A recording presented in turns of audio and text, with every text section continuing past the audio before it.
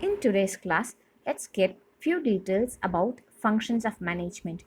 Before moving to the class, let me give you few questions in the worksheet. I've given you two questions. First, I want you to write the difference between management and administration. I at least want 7 points for this question. Your second one, imagine that you are a manager of Tata Motors, a top leading company in India. You are asked to make few changes in the running management. What would you suggest person in the administration to change? Topic that I will deal you are functions of management.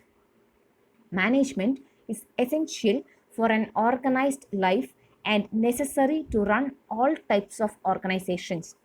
Managing life means getting things to be done to achieve life's objective, and managing an organization means getting things done with and through other people's to achieve its objectives. Functions of management has two branches. They are main functions and subsidiary functions.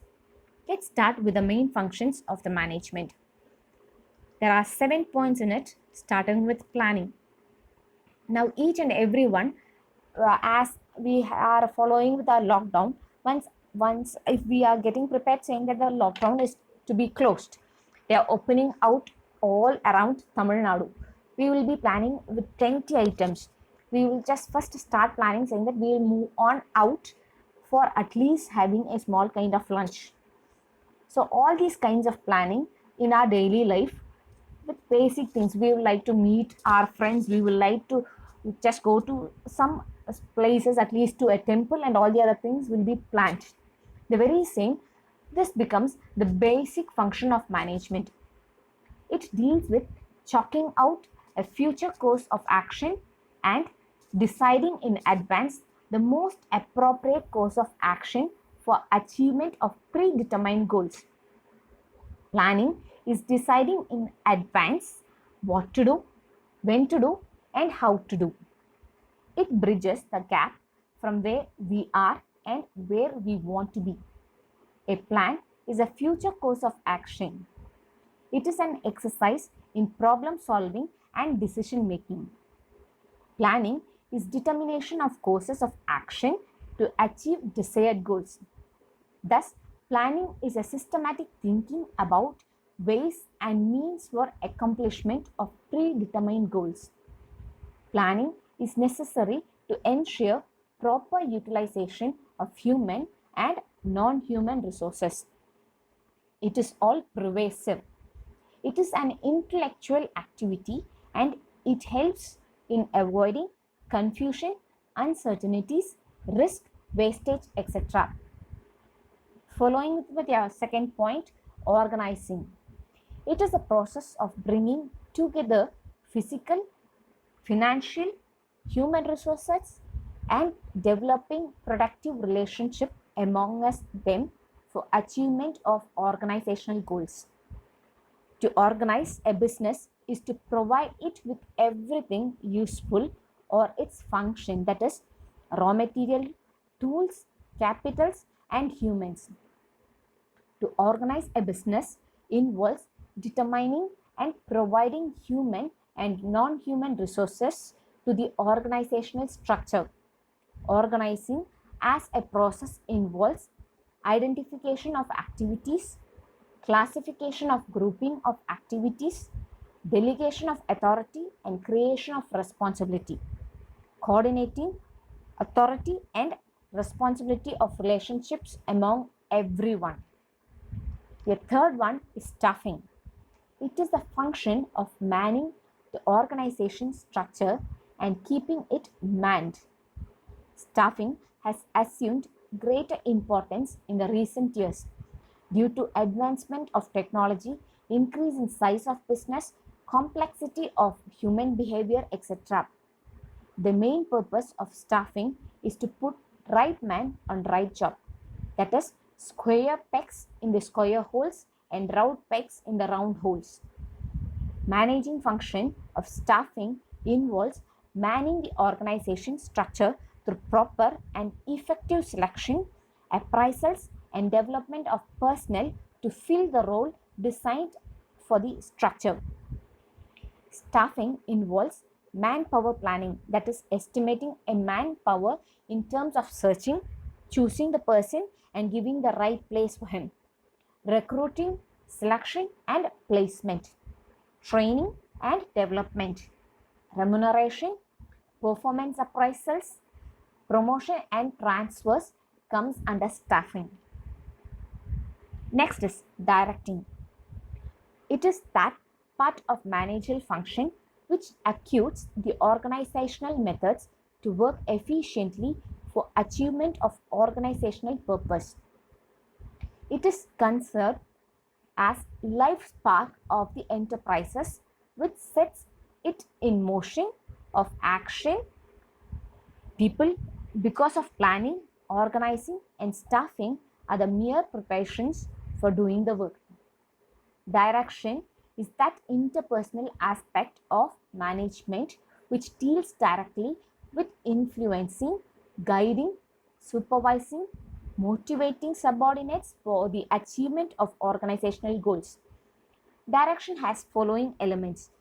They are in need of supervisors, they are in need of motivating persons, there is a need of leadership, and there should be communication which should be passed right from one person to the other.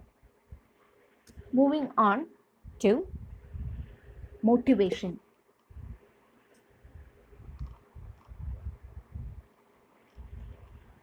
Motivation.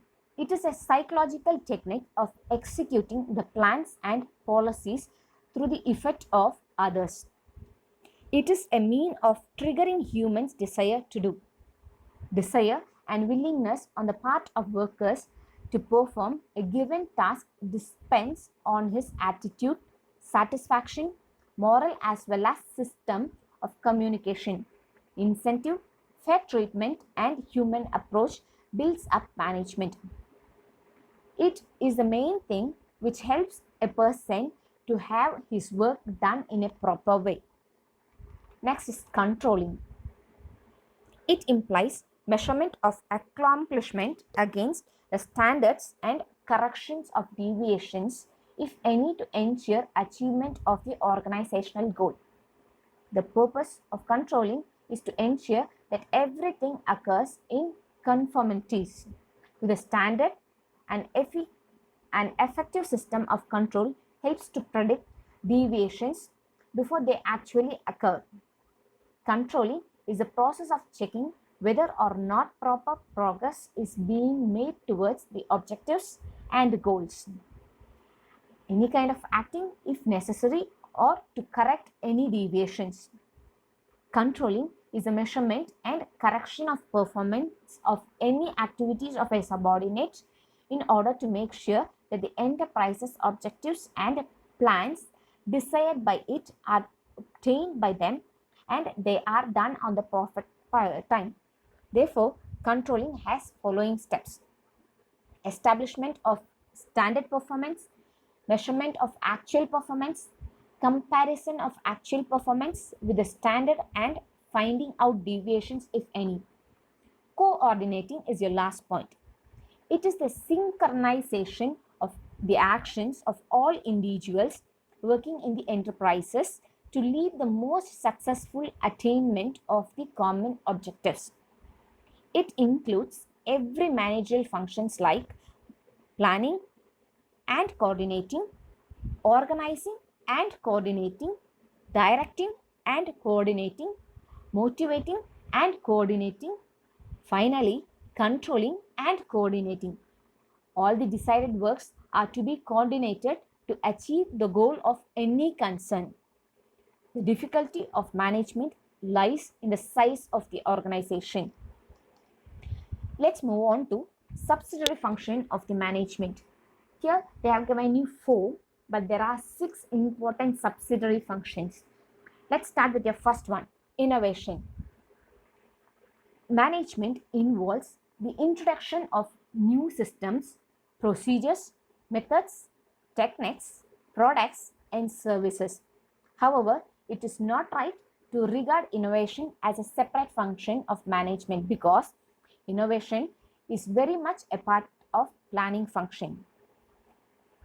and it helps in the development, which is essential in this age of competition. All big houses, which started with the researchers and development department to keep pace with the modern techniques and to update the basic demand of a business. The next one is representation. A manager has to act as a representative of the company by dealing with many people around, like customers, suppliers, bankers, financial institutions, government officials, etc. He has to maintain good relationship with all, as he is the ultimate link between all the levels of management. Moving on to a third is decision making. Decision making is the most important and the first process of any management. It is an important job of a manager to decide on anything which is to be done every day. Every day, he has to decide about doing or not doing specific works. Decision making is the process of choosing best from among the alternative courses or actions, evaluation of alternatives, and choosing the best. However, it may be appropriate to cover the functions of decision making under the planning function of management. Moving on to your final, communication. In business management, ideas, objectives, instructions, suggestions, etc. have to be exchanged among the managerial staff for the purpose of planning, executing, or operating the business policies. This exchange of facts, ideas, opinions, or emotion by two or more persons is known as communication. Communication ultimately leads to a higher level of shared understanding and common intention. Constant communication with persons helps the management to remain informed of their problems, difficulties, and grievances. It is essential for cooperation, which is the essence of effective management. Communication helps in securing large possible participation or consultation in decision making, planning, and general administration. It provides democratic character to managerial process and strengthens the morale of the people. The next two are the ones which are not being included in your book, but these are the important ones as your subsidiary functions. Budgeting. Budgeting is the most important thing for a management. It is a future plan representing in a numerical form. Budgeting is preparing various budgeted figures for the enterprises for the future period. They can compare the actual result with the budgeted. Actual result can be checked with the budgeted, and it can be corrected when and whenever there is need. Corrective actions in the future so that the achievement of all the optimum results can be balanced. Nowadays, budgeting has become a very important function of the management, but it is not only the technique of planning. Your next one is reporting. Reporting is the process of giving information to the management or shareholders. The report are regularly sent to the various level of management for judging the effectiveness of different responsibility centers. These reports also become a base for taking corrective actions if necessary. However, it may not be appropriate to consider reporting as a separate function because it is very much a part in the controlling of a management. Thank you.